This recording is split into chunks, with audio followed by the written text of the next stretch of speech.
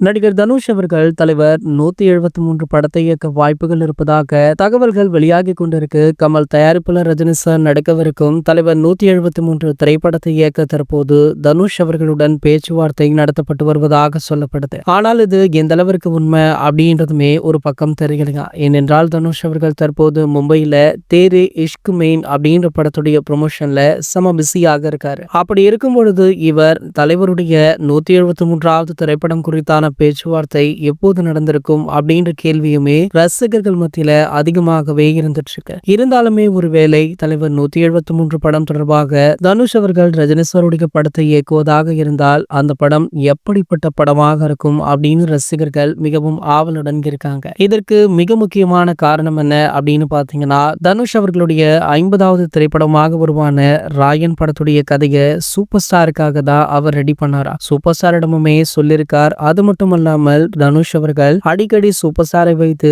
படம் இயக்கும் முயற்சிகளில் ஈடுபடுவார். இதனை அவருடைய பட விழா ஒன்றிலேயே தெள்ள தெளிவாக சொல்லியிருந்தார். அதாவது தனுஷ் அவர்கள் இதுவரைக்குமே சூப்பர் ஸ்டாரிடம் 3 முறை கதை சொல்லியிருக்காரா. 3 முறையுமே சூப்பர் ஸ்டார் அவர்கள் தனுஷ் அவர்களுடைய கதையை நிராகரித்துள்ளதாக சொல்லப்படுது. ஆனால் தலைவர் 173வது படத்துல தலைவர் அவர்கள் தனுஷ் அவர்களை ஓகே பண்ணுவார் அப்படின்ற மாதிரி ஒரு பேச்சுமே போய்கொண்டிருக்கு. சோ கூடிய விரைவிலேயே இந்த படத்துடைய இயக்குனர் யார் அப்படின்ற தகவலை அதிகாரப்பூர்வமாக படத்துடைய தயாரிப்பு நிறுவனம் அறிவிக்க இருக்காங்களா. இது போன்ற சினிமா செய்திகளை பற்றி நீங்க உடனே தெரிஞ்சுக்க நம்மளுடைய சேனலை மறக்காம சப்ஸ்கிரைப் பண்ணிக்கோங்க.